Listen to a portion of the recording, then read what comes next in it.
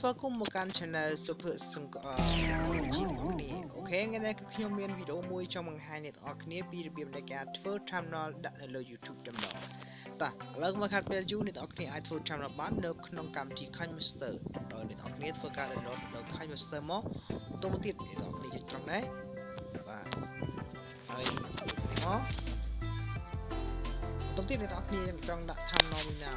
អញ្ចឹងខ្ញុំធ្វើជាឧទាហរណ៍ខ្ញុំដាក់ thumbnail មួយជាដំបូងអ្នកទាំងអស់គ្នាអាចកាត់ដាក់ background មុនបានដែរណា background មុនក៏បានបន្តទៀតអ្នកទាំងអស់គ្នាចុចយក layer អ្នកទាំងអស់គ្នាចុចយកយក layer អូខេអញ្ចឹងអ្នកទាំងអស់គ្នាអាចចុចយកដាក់របៀប iMac អូខេបន្តមកទៀតអ្នកនរគ្នាអាចជ្រើសរើសយករូបភាពមួយណាមួយចង់ដាក់ណាខ្ញុំមកថារូបភាពនេះហ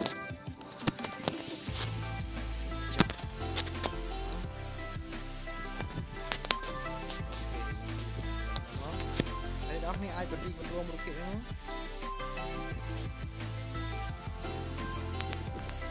អូខេអញ្ចឹងបានដែរអូខេតោះទៀតអ្នកនរគ្នាអាចចាត់យកដាក់នៅអត្ថបទបាទអត្ថបទមួយណាមួយរបស់ថារបៀបរោគ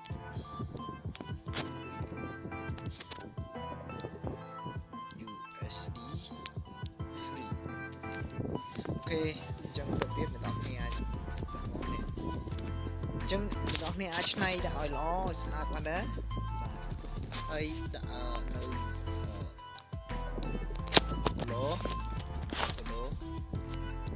គីឡូគឺចុចត្រង់នេះបាទអូខេបន្តមកទៀតអ្នកនរគ្នាចុចយកសញ្ញា tick អូខេបន្តមកទៀតអ្នកនរគ្នាចុចយករូបមួយមកចុចយក blank o មួយចុចត្រង់នេះមក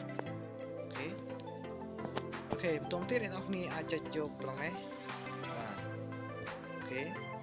អូខេបន្តទៀតអ្នកនរគ្នាអាចចុចនៅ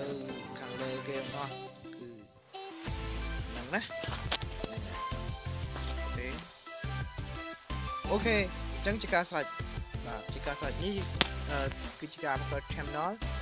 អូខេដាក់លើទូរស័ព្ទដៃរបស់យើងលើ YouTube ក្នុងទូរស័ព្ទដៃរបស់យើងណាមើលទៅបាទគឺមានលក្ខណៈអញ្ចឹងណាអូខេអញ្ចឹងយើងអាចដាក់លើ YouTube នេះគូដែរអូខេគឺខ្ញុំមានតែប៉ុណ្្នឹងទេបើសិនអ្នកនរគ្នាពេញចិត្តនៅវីដេអូរបស់ខ្ញុំសូមជួយ subscribe ដើម្បីបាននៅវីដេអូថ្មីៗទៀតហើយកុំភ្លេចចុចសញ្ញារូបកណ្ដឹងអូខេជួបគ្នាវីដេអូទៀត